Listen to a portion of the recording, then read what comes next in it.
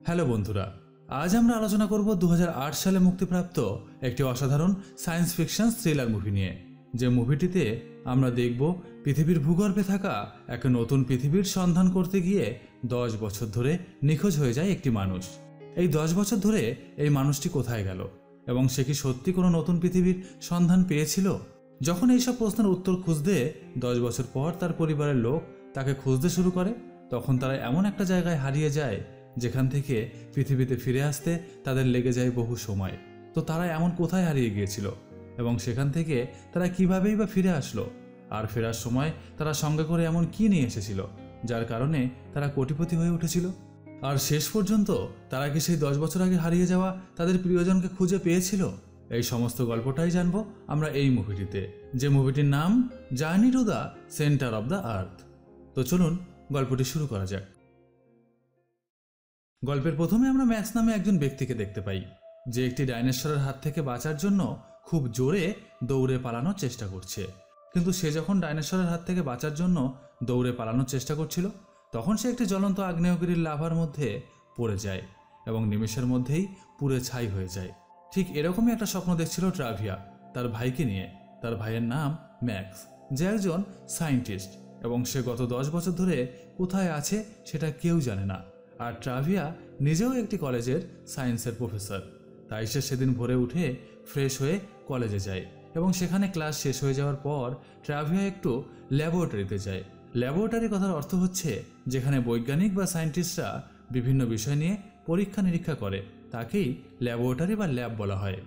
যে ল্যাবটা তার ভাই ম্যাক্সের জন্য তৈরি করা হয়েছে। তখন সেখানে লানার বলে একজন ব্যক্তি আসে এবং সে ট্রাভিয়াকে জানায় যে এই ল্যাবটা খুব শীঘ্রই বন্ধ করে দেওয়া হবে। ট্রাভিয়া বলে, এই ল্যাবরেটরিটা তো আমার ভাইয়ের রিসার্চ করার জন্য তৈরি করা হয়েছে, এটা আপনি বন্ধ করতে পারেন না। এই কথা শুনে লানার ট্রাভিয়াকে বলে, তোমার ভাই গত 10 বছর ধরে নিখোঁজ, তাই ফালতু ফালতু ল্যাবটা রেখে কি হবে? তাই আমরা সিদ্ধান্ত নিয়েছি যে এটি বন্ধ করা হবে। ট্রাভিয়া তখন আর কিছু না বলে বাড়ি ফিরে আসে। বাড়ি ফিরে আসার পর সে তার সারাদিনে যতগুলো ভয়েস মেসেজ এসেছে সেগুলো চেক করছিল। আর এটাই হচ্ছে সেই ভয়েস মেসেজ শোনার যন্ত্র, যেখানে কেউ চাইলে ফোনের মতো ভয়েস মেসেজ পাঠাতে পারে। আর তখন সে তার ভাই ম্যাক্সের ওয়াইফের একটা ভয়েস মেসেজ শুনতে পায়, যেখানে সে বলছে যে আজ সে তার ছেলে শনকে নিয়ে তাদের বাড়ি বেড়াতে আসবে। কিন্তু ট্রাভিয়ার ঘর তো সম্পূর্ণ অগোছালো অবস্থায় রয়েছে, তাই সে খুব তাড়াতাড়ি তার ঘরটা গোছানোর কাজে ব্যস্ত হয়ে যায়। আর ঠিক এর মধ্যেই শন আর তার মা ট্রাভিয়ার বাড়িতে চলে আসে এবং শনের মা ট্রাভিয়াকে জানায় যে শন এখন এখানে 10 দিন থাকবে, কারণ তার স্কুলে 10 দিনের গরমের ছুটি পড়েছে। এই কথা বলে সে যখন চলে যাবে তখন সে একটা বাক্স ট্রাভিয়ার হাতে দেয় এবং বলে, এর মধ্যে ম্যাক্সের কিছু জিনিস রয়েছে যেগুলো তোমার কোনো কাজে লাগতে পারে, তাই এই বাক্সটা এখন থেকে তোমার কাছেই থাক। এরপর সে শনকে রেখে চলে যায়। আর শন প্রথমে ঘরে ঢুকেই দেখে যে ট্রাভিয়া বড় বড় কাচের বয়মে অনেক খুচরো পয়সা জমিয়ে রেখেছে, যেটা দেখে শন ট্রাভিয়াকে জিজ্ঞাসা করে যে এই পয়সাগুলো দিয়ে কি হবে? তখন ট্রাভিয়া বলে যে খুচরো পয়সা জমানো তার নেশা, এছাড়াও এই টাকাগুলো বিপদ আপদে অনেক কাজে লাগে। এরপর ট্রাভিয়া শনের মা তাকে যে বাক্সটি দিয়ে গেছে সেই বাক্সটি খোলে এবং সেখানে সে বিভিন্ন রকম জিনিস দেখতে পায়। তবে তার মধ্যে সবথেকে ইম্পর্টেন্ট জিনিসটি হচ্ছে একটি বই, যে বইটির নাম journey to the centre of the earth. যে বইতে বলা হয়েছে যে পৃথিবীর লক্ষ লক্ষ মাইল নিচে, অর্থাৎ পৃথিবীর ভূগর্ভে এমন এক নতুন দুনিয়া আছে যেখানের উষ্ণতা এতটাই বেশি যেখানে কোনো মানুষ গিয়ে বেঁচে থাকতে পারে না। তবে যখন পৃথিবীর এমন কিছু স্থান আছে যেখানকার টেম্পারেচার এই বইতে দেওয়া টেম্পারেচারের সংখ্যার সাথে মিলে যাবে, তখন এইসব জায়গা থেকে পৃথিবীর এই লক্ষ লক্ষ মাইল নিচের ভূগর্ভে পৌঁছানো সম্ভব, কারণ তখন এই ভূগর্ভের টেম্পারেচার অনেক কমে থাকে। বইয়ে থাকা এই তথ্য পেয়ে ট্রাভিয়া আর দেরি করে না, সে তার ভাইয়ের সেই ল্যাবরেটরিতে যায় এবং সেখানে গিয়ে কম্পিউটারে দেখে যে বইতে যে টেম্পারেচারের কথা বলা হয়েছে আজ পৃথিবীর সেই সব পয়েন্টগুলোতে সেই একই টেম্পারেচার রয়েছে। তখন ট্রাভিয়া সিদ্ধান্ত নেয় যে সে আজই বেরিয়ে পড়বে পৃথিবীর ওই সব স্থানগুলোর মধ্যে একটি স্থানে। আর তখন তার চোখে পড়ে ওই বইয়ে ম্যাক্সের নিজের হাতে লেখা একটি ব্যক্তির নাম, যে নামটা শোন ইন্টারনেটে সার্চ করার পর জানতে পারে যে এই ব্যক্তির একটা রিসার্চ সেন্টার বা পরীক্ষা কেন্দ্র রয়েছে আইসল্যান্ডে, এবং এই আইসল্যান্ডে পৃথিবীর ওইসব পয়েন্টগুলোর মধ্যে থাকা একটি পয়েন্টও রয়েছে যেখান থেকে পৃথিবীর লক্ষ লক্ষ মাইল নিচের সেই নতুন দুনিয়ায় যাওয়া সম্ভব। ওই ব্যক্তি নিজেও পৃথিবীর ভূগর্ভে এই নতুন দুনিয়া নিয়ে রিসার্চ করেছেন। ট্রাভিয়া তখন মনে মনে ভাবে যে হয়তো আইসল্যান্ডের এই ব্যক্তির সাথে তার ভাই ম্যাক্স এখনও রিসার্চ চালিয়ে যাচ্ছে, আর তার কারণে সে বাড়ি ফিরছে না। তখন তারা সিদ্ধান্ত নেয় যে তারা ওই আইসল্যান্ডের সেই পয়েন্টের কাছে যাবে এবং ওই ব্যক্তির সাথে তারা দেখা করবে। একসময় তারা অনেক খোঁজাখুঁজির পর ম্যাপ ধরে ধরে আইসল্যান্ডের সেই ইনস্টিটিউশনের কাছে চলে যায়। তবে সেখানে গিয়ে কোনো ইনস্টিটিউশন তারা পায় না, শুধুমাত্র ইনস্টিটিউশনের একটা ভাঙা নেম প্লেট এবং কিছুটা দূরেই কাঠের ছোট একটা বাড়ি তারা দেখতে পায়। তারা তখন সেই বাড়িতে যায় এবং একটি মেয়েকে দেখতে পায় যার নাম হানা। ট্রাভিয়া হানার কাছে তখন ম্যাক্সের বইয়ে লেখা সেই ব্যক্তির কথা জিজ্ঞাসা করায় হানা বলে যে ওই ব্যক্তিটি হচ্ছে তার বাবা, যে এই রিসার্চ সেন্টারের ডিরেক্টর ছিল। কিন্তু দুঃখের কথা হচ্ছে 3 বছর আগে তার বাবা মারা যায়, আর তার বাবা যে বিষয় নিয়ে রিসার্চ করত সেই বিষয় সম্বন্ধে ওই মেয়েটির তেমন কোনো আগ্রহ নেই, তাই এইসব বিষয়ে সে অত জানে না। আর ম্যাক্স নামে সে কাউকে চেনেও না। তবে এখানে কাছেই একটা পাহাড় রয়েছে, যে পাহাড়ে এমন একটি যন্ত্র বসানো রয়েছে যার দ্বারা টেম্পারেচার মাপা হয়। এটা সে তার বাবার কাছে শুনেছে। যদি তারা সেই পাহাড়ে যেতে চায় তাহলে হানা তাদের গাইড হিসাবে সেই পাহাড়ের চূড়ায় ট্রাভিয়া আর শনকে নিয়ে যেতে পারে, তবে তার জন্য তাকে পারিশ্রমিক হিসাবে টাকা দিতে হবে। ট্রাভিয়া হানার শর্তে রাজি হয়ে যায় এবং তারা সেই পাহাড়ের চূড়ায় পৌঁছানোর পর দেখতে পায় যে সেখানে একটি যন্ত্র বসানো রয়েছে। ট্রাভিয়া যখন সেটির কাছে যায় তখন এক অলৌকিক শক্তির দ্বারা সারা আকাশ মেঘে ছেয়ে যায়। এরপর ট্রাভিয়া সেই যন্ত্রটি মাটি থেকে তুলে ফেলে, আর সঙ্গে সঙ্গে সেখানে ভয়ঙ্কর বজ্র বিদ্যুৎ পড়তে শুরু করে। তখন ট্রাভিয়া বুঝতে পারে যে তার হাতে ওই যন্ত্রটা থাকার কারণেই এই বিদ্যুৎ শক্তি এই যন্ত্রটিকে আকর্ষণ করছে। এটা যদি সে বেশিক্ষণ তার হাতে রাখে তাহলে তার মৃত্যু পর্যন্ত হতে পারে। তাই সে ওই যন্ত্রটি দূরে ছুঁড়ে ফেলে দেয় এবং হানা ও শনকে নিয়ে পাহাড়ের একটি গুহার ভিতর ঢুকে পড়ে। আর সঙ্গে সঙ্গে সেই যন্ত্রের উপরে আর একটি বজ্র বিদ্যুৎ এসে পড়ে এবং এক ভয়ঙ্কর বিস্ফোরণের সৃষ্টি হয়, যার ফলে পাহাড়ের পাথর ভেঙে ধস নেমে সেই গুহার দরজা বন্ধ হয়ে যায়। আর ওরা 3 জন ওই গুহার ভিতরেই আটকে পড়ে। ওই গুহায় আটকে পড়ার পর তারা ওখান থেকে বেরানোর রাস্তা আর খুঁজে পায় না এবং বাইরে থেকে যে কোনো সাহায্য চাইবে তারও আর কোনো উপায় নেই, কারণ তাদের ফোনে এখন আর কোনো টাওয়ার নেই। তবে হানার ব্যাগে অল্প কিছু খাবার এবং একটা বড় দড়ি আছে এবং আগুন জ্বালানোর জন্য কিছু ফ্ল্যাশও রয়েছে। কিন্তু তাদের কাছে যে খাবার আছে তা দিয়ে তাদের বেশিক্ষণ চলবে না, তাই তাদের যত তাড়াতাড়ি সম্ভব এই গুহার থেকে বাইরে বেরাতে হবে এবং সেই জন্য তারা পাগলের মতো গুহার থেকে বাইরে বেরানোর রাস্তা খুঁজতে খুঁজতে তারা গুহার আরও গভীরে চলে আসে। আর সেখানে তারা এক বিশাল বড় গর্ত দেখতে পায়, যে গর্তে আর একটু হলেই ট্রাভিয়া পড়ে যেত, কিন্তু হানা তাকে ধরে ফেলে এবং ট্রাভিয়াকে বলে যে এই জায়গায় খুব সাবধানে চলতে হবে, না হলে যে কোনো সময় যে কারো বিপদ হতে পারে। কিন্তু এখন তাদের সামনে আগানোর আর কোনো পথ নেই। যদি তাদের সামনে আগাতে হয় তাহলে তাদের এই গর্তের ভিতরে প্রবেশ করতে হবে। তাই প্রথমে তারা একটি লাইট জ্বালিয়ে গর্তের মধ্যে ছুঁড়ে ফেলে এবং ওই লাইটটি একদম নিচ পর্যন্ত যেতে যতটা সময় লাগছে সেই সময় ধরে ক্যালকুলেশন করে ট্রাভিয়া দেখে যে এই গর্তটি প্রায় 200 ফুট গভীর। তাই এই গর্তে নামতে হলে তাদের দড়ির ব্যবহার করতে হবে। এরপর তারা হানার কাছে থাকা দড়ি ব্যবহার করে সেই গর্তের একদম নিচে এসে পৌঁছায় এবং সেখানে এসে তারা দেখতে পায় যে এখানে একটা পুরনো কয়লার খনি রয়েছে, যে কয়লার খনি থেকে আনুমানিক প্রায় 60 বছর আগে কয়লা তোলা হতো। কিন্তু একদিন 81 জন লোক এই কয়লার খনিতে ধস নেমে চাপা পড়ে মারা যায় এবং তার ফলে এই কয়লার খনি বন্ধ করে দেওয়া হয়েছে। এবার তারা হাঁটতে হাঁটতে ওই কয়লার খনির ভেতরে একটা পুরনো জেনারেটর খুঁজে পায় এবং সেই জেনারেটরটা হানা চালিয়ে দেয়, আর সঙ্গে সঙ্গে কয়লার খনির ভেতরের প্রত্যেকটা জায়গায় আলো জ্বলে ওঠে। আর তারা দেখতে পায় যে কয়লা খনির ভেতরে কয়লা তোলার জন্য যেসব জিনিস ব্যবহার করা হতো সেই সব সরঞ্জাম এখনও পড়ে রয়েছে। আর সেখানে রয়েছে এমন কিছু ট্রলি, যে ট্রলিগুলো করে মানুষ কয়লা নিয়ে এই পথ থেকে বেরিয়ে যেত। এরপর তারা সবাই ওই ট্রলির উপরে উঠে পড়ে এবং হানা ওই ট্রলি চালানো শুরু করে দেয়। কিন্তু ট্রলিগুলো চলার ট্রাকগুলো এতটাই ঢালু ছিল যে তারা ওই ট্রলিগুলো নিয়ন্ত্রণে রাখতে পারে না। সেগুলো খুব জোরে ট্রাকের উপর থেকে চলতে শুরু করে এবং একসময় তাদের 3টে ট্রলি 3 দিকের ট্রাকে চলে যায়। তখন ট্রাভিয়া একটা বুদ্ধি বের করে হানাকে তার ট্রলিতে নিয়ে আসে, কিন্তু শোন অন্য ট্রাক দিয়ে অন্য রাস্তায় চলে যায়। আর এদিকে ট্রাভিয়া আর হানা একটা কৌশলের মাধ্যমে তাদের ট্রলিটি থামায়। আর তারা যখন ট্রলিটি থামিয়ে ট্রাকের উপর চুপচাপ শুয়েছিল তখন শোন তাদের খুঁজে পায়, কারণ এই সমস্ত ট্রাকগুলোর মুখ একটি জায়গায় এসে মিশেছে। এরপর যেখানে তাদের ট্রলিগুলো থেমেছে তার কিছুটা দূরে শোন একটি গুহার মতো জায়গা লক্ষ্য করে এবং সে ধীরে ধীরে সেই গুহার ভেতর যায় আর গিয়ে সে সেখানে বিভিন্ন রকম মূল্যবান পাথর দেখতে পায়, যেমন হিরে, রুবি, পান্না, এইসব মূল্যবান রত্ন দিয়ে বোঝাই করা ছিল ওই গুহার ভেতরের দেয়ালগুলি। শোন এইসব মূল্যবান পাথর দেখে সেখান থেকে সে কিছু হিরে ও অন্যান্য পাথর তার নিজের ব্যাগে ঢুকিয়ে নেয়। আর তখন তারা কিছু ভাঙার একটি আওয়াজ শুনতে পায় আর তারা বুঝতে পারে যে তারা যেখানে দাঁড়িয়ে আছে সেই জায়গায় তাদের পায়ের নিচের পাথরটি একটা পাতলা আবরণ দিয়ে তৈরি, যেটা যখন তখন তাদের পায়ের নিচ থেকে ভেঙে নিচে পড়ে যেতে পারে আর তার সঙ্গে তারাও তলিয়ে যেতে পারে অজানা কোনো গভীর খাদে। তাই শোন, ট্রাভিয়া ও হানা খুব সাবধানে ওই জায়গা থেকে নিরাপদ দূরত্বে সরে আসার চেষ্টা করছিল, কিন্তু এর মধ্যে শোনের ব্যাগ থেকে একটি হীরের টুকরো নিচে পড়ে যায় আর সঙ্গে সঙ্গে তাদের পায়ের তলার সেই পাথরের আস্তরণ সরে যায় আর তারা তলিয়ে যেতে থাকে লক্ষ লক্ষ মাইল নিচের দিকে। কিন্তু তারা জানে না যে তারা কোথায় পড়তে চলেছে। তারা কি নিচে পড়ে আর বেঁচে থাকতে পারবে, নাকি কোনো পাথরে তাদের শরীরটা থেতলে তাদের মৃত্যু হবে? তারা যখন এইসব চিন্তা করতে করতে নিচের দিকে পড়ছিল তখন তাদের গায়ে কিছু জলকণার স্পর্শ লাগে এবং তার একটু পরেই জল ভর্তি কোনো একটি জায়গায় এসে তারা পড়ে। এরপর তারা সাঁতার কেটে পাড়ে এসে যখন একটু বিশ্রাম নিচ্ছিল তখন তারা উপর দিকে তাকিয়ে দেখতে পায় যে অসংখ্য আলো ঝিকমিক করছে এবং একসময় তারা বুঝতে পারে যে এগুলো এক ধরনের পাখি যারা তাদের নিজেদের শরীর থেকেই এরকম আলো বিকিরিত করছে।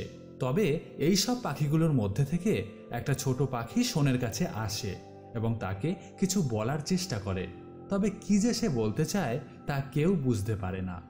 এবার সেই পাখিগুলো গুহার ভেতরের একটি রাস্তা দিয়ে অন্য কোথাও উড়ে চলে যেতে থাকে আর ট্রাভিয়া, শন ও হানা সেই পাখিগুলোকে লক্ষ্য করতে করতে এমন একটি জায়গায় এসে পৌঁছায় যেখানে তারা দেখতে পায় এক নতুন দুনিয়া। আর এটাই হচ্ছে পৃথিবীর মাঝখানে আর এক নতুন পৃথিবী, যেটা ম্যাক্স ও হানার বাবা তাদের বইতে লিখেছিল। এই নতুন পৃথিবী দেখার পর ট্রাভিয়া খুব খুশি হয় এবং সে বলতে থাকে যে আমার ভাই মিথ্যে ছিল না, আমার ভাইয়ের আবিষ্কার মিথ্যে নয়, ওই বইতে থাকা সমস্ত তথ্যই এই নতুন পৃথিবীর সাথে মিলে যাচ্ছে। এরপর ট্রাভিয়া তার ভাইয়ের সেই বইটি আরও ভালোভাবে পড়তে থাকে আর তাদের চারিদিকে তাকিয়ে তাকিয়ে দেখতে থাকে যে ওই বইতে যেসব ছবি আঁকা রয়েছে ঠিক সেরকম জিনিস এখানে দেখা যাচ্ছে, যেমন ব্যাঙের ছাতার মতো বড় বড় কিছু ছাতা, বিভিন্ন গাছপালা।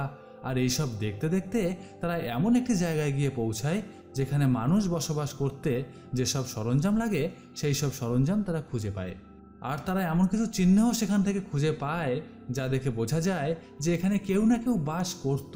আর এভাবেই ঘুরতে ঘুরতে হানা সেখানে একটি জলের বোতল খুঁজে পায়, যে বোতলটার গায়ে লেখা ছিল ম্যাক্সের নাম।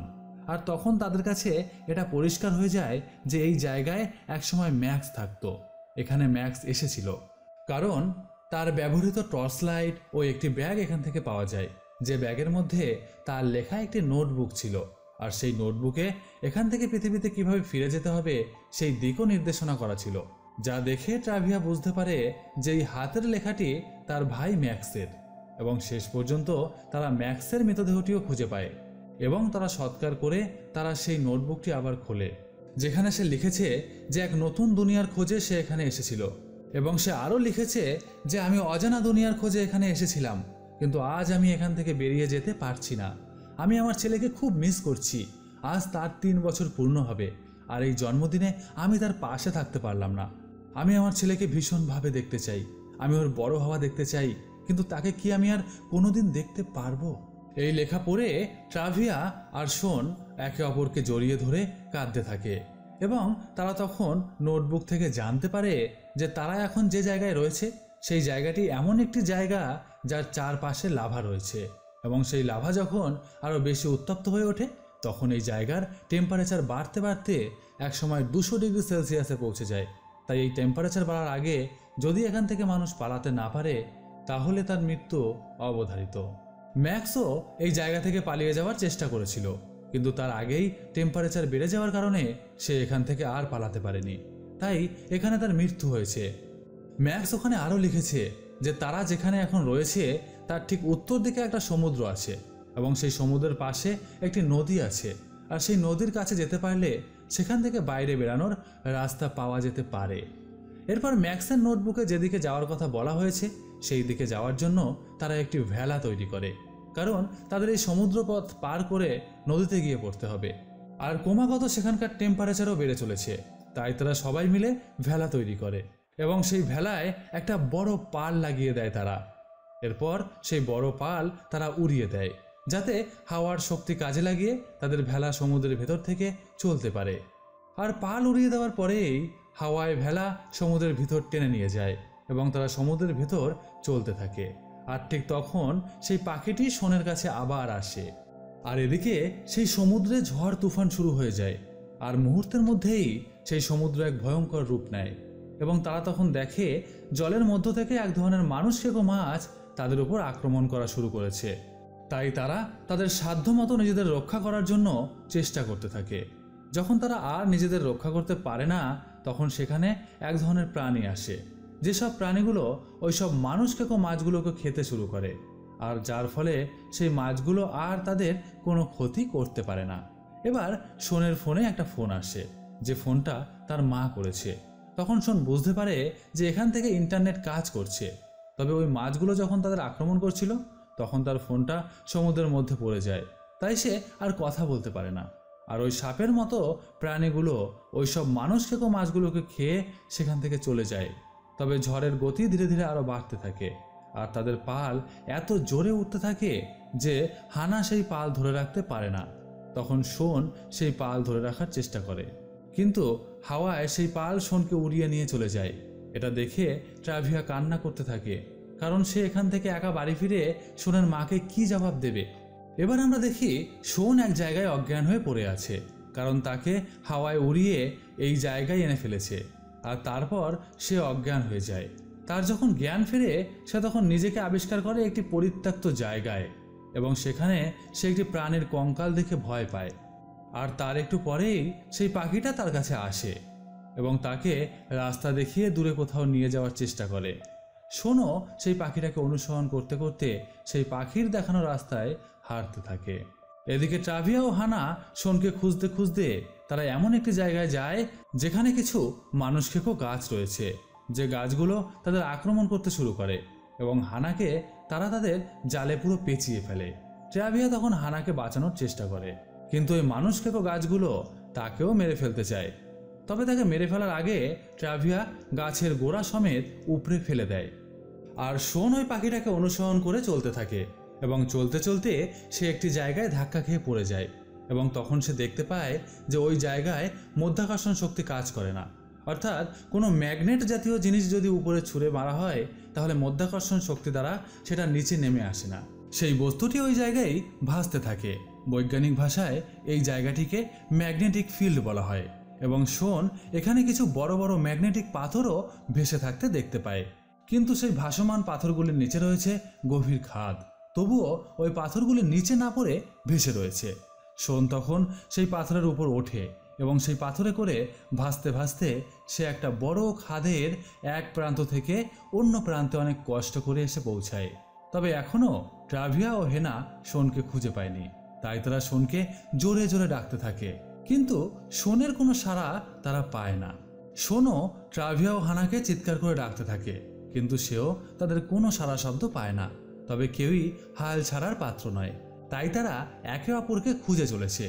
আর খুঁজতে খুঁজতে শোন এমন একটা জায়গায় এসে পৌঁছায় যেখানে একটা বড় ডাইনোসরের মতো প্রাণীর কঙ্কাল পড়ে রয়েছে।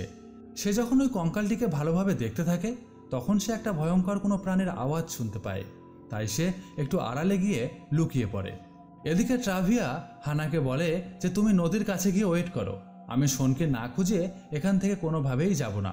তখন হানা ট্রাভিয়ার কথায় রাজি হয়ে যায় এবং সে নদীর দিকে হাঁটতে থাকে, আর ট্রাভিয়া শোনকে খোঁজার জন্য বেরিয়ে পড়ে। তবে শোন এদিকে একটা বড় প্রাণীর খপ্পরে পড়ে গেছে, অর্থাৎ ওই বড় প্রাণীটি বা ডাইনোসরটি শোনকে দেখে ফেলেছে এবং তাকে আক্রমণ করার জন্য সে শোনের দিকেই আগাতে থাকে। শোন তখন নিজের জীবন বাঁচানোর জন্য তার সর্বশক্তি দিয়ে দৌড়াতে থাকে এবং দৌড়াতে দৌড়াতে সে একটা গুহার মতো দেখতে একটি ঘরের মধ্যে এসে ঢুকে পড়ে। কিন্তু ওই গুহার দেয়ালটি কোনো শক্ত পাথর দিয়ে তৈরি না, ওই দেয়ালটি মাটির মতো কোনো নরম পদার্থ দিয়ে তৈরি। তাই ডাইনোসরটি খুব সহজেই ওই দেয়ালটি ভাঙার চেষ্টা করছিল। আর এটা দেখে শোন খুব ভয় পেয়ে যায় এবং সে খুব চিৎকার করতে থাকে। আর এই চিৎকারের আওয়াজ ট্রাভিয়া দূর থেকে শুনতে পায়। তাই সে এই চিৎকারের উৎস ধরে শোনের কাছে আসার চেষ্টা করে, কিন্তু সে প্রথমে শোনের কাছে পৌঁছাতে পারে না, কারণ শোন যে পাশে রয়েছে, ট্রাভিয়া রয়েছে ঠিক তার অপর প্রান্তে, আর তাদের মাঝখানে রয়েছে একটি দেয়াল। তবে ট্রাভিয়া যখন বুঝতে পারে যে দেয়ালটা বেশি শক্তিশালী না, তখন সে ওই দেয়ালটি ভেঙে শোনকে উদ্ধার করে সেখান থেকে পালিয়ে যায়। এদিকে ওই ডাইনোসরটি তাদের তাড়া করতে শুরু করে এবং একসময় ট্রাভিয়া তার কৌশলের মাধ্যমে ওই ডাইনোসরটিকে গভীর খাদের মধ্যে ফেলে দেয় এবং নিজে অনেক কষ্ট করে সেখান থেকে বেঁচে ফিরে আসে। এরপর তারা সেই নদীর কাছে পৌঁছে যায় এবং সেখানে গিয়ে তারা দেখতে পায় যে হানা একটা বড় প্রাণীর মুখের ভিতরের কিছুটা অংশ নৌকার মতো তৈরি করে সেটা নিয়ে তাদের কাছে আসছে। এরপর তারা ওই জিনিসটিকে নৌকার মতো ব্যবহার করে ওই নদীটি পার হওয়ার চেষ্টা করে। তবে এই নদী দিয়ে চলতে চলতে তারা এমন একটা ঢালু পথে এসে হাজির হয় যেখানে নদীর জল লাভা অর্থাৎ তরল আগুনের তাপে শুকিয়ে গেছে। এর সাথে সাথে তারা এটাও লক্ষ্য করে যে তারা এমন একটা জায়গায় ফেসে গেছে যার নিচে রয়েছে জ্বলন্ত আগুনের লাভা এবং উপরের অংশটি সম্পূর্ণ খোলা, যে অংশটি একদম পৃথিবীর উপরিভাগের সাথে গিয়ে মিশেছে। অর্থাৎ তারা এখন এমন একটি জায়গায় রয়েছে যে জায়গাটি হচ্ছে সেই পৃথিবীতে পৌঁছানোর আসল পথ, কিন্তু তারা এই লক্ষ লক্ষ মাইল উপরে কি করে উঠে আসবে? ওই বইতে বলা ছিল যে এই লাভার সাথে যখন নদীর জলের মিশ্রণ হবে তখন এক মহা শক্তিশালী বাষ্পের উৎপত্তি হবে, যে বাষ্পের এতটাই তীব্র শক্তি হবে যে শক্তির সামনে যাই আসুক না কেন তাকে ঠেলে একদম পৃথিবীর উপরিভাগ পর্যন্ত পৌঁছে দেবে এই শক্তি। কিন্তু নদীর জল তো শুকিয়ে গেছে, ক্রমাগত এখানকার টেম্পারেচারও বেড়ে চলেছে। এখন তো আর কোনো সুযোগই নেই এই লাভার সঙ্গে নদীর জলের মিলিত হবার। তাহলে কি তারা হেরে গেল? তাহলে কি তারা পৃথিবীতে পৌঁছাতে পারবে না? তারা যখন এইসব কথা ভাবছিল তখন ট্রাভিয়া দেখতে পায় যে তারা যে জায়গায় আটকে গেছে তার আশেপাশের দেয়ালগুলোতে তখনও একটা স্যাঁতসেঁতে ভাব রয়েছে, অর্থাৎ এই দেয়ালের অপর প্রান্তে জল রয়েছে, যার কারণে এই দেয়ালগুলো এখনো পর্যন্ত ভিজে রয়েছে। যদি এই দেয়ালের বাধাটিকে এখান থেকে সরিয়ে দেওয়া যায় তাহলে এমনও হতে পারে যে ওপাশ থেকে আসা জল এই লাভার ভিতরে পড়ে এক শক্তির সৃষ্টি করবে, যার দ্বারা তারা একদম পৃথিবীতে পৌঁছে যাবে। তবে যা করার তাড়াতাড়ি করতে হবে, কারণ এখানকার টেম্পারেচার খুব তাড়াতাড়ি বাড়তে শুরু করেছে।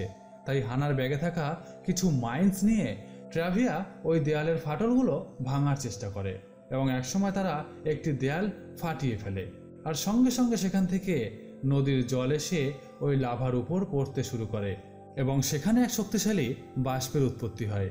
আর এই শক্তি কাজে লাগিয়ে তারা একদম পৃথিবীর উপরিভাগে এসে পৌঁছায়।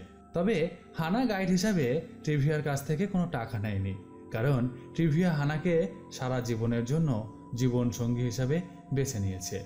তবে সবথেকে বেশি লাভ হয়েছিল শোনের, কারণ তার ব্যাগে ছিল হিরে, পান্না, রুবি সহ আরও অন্যান্য অনেক মূল্যবান পাথর, যেগুলো বিক্রি করলে সে নিশ্চিত কোটিপতি হয়ে যাবে।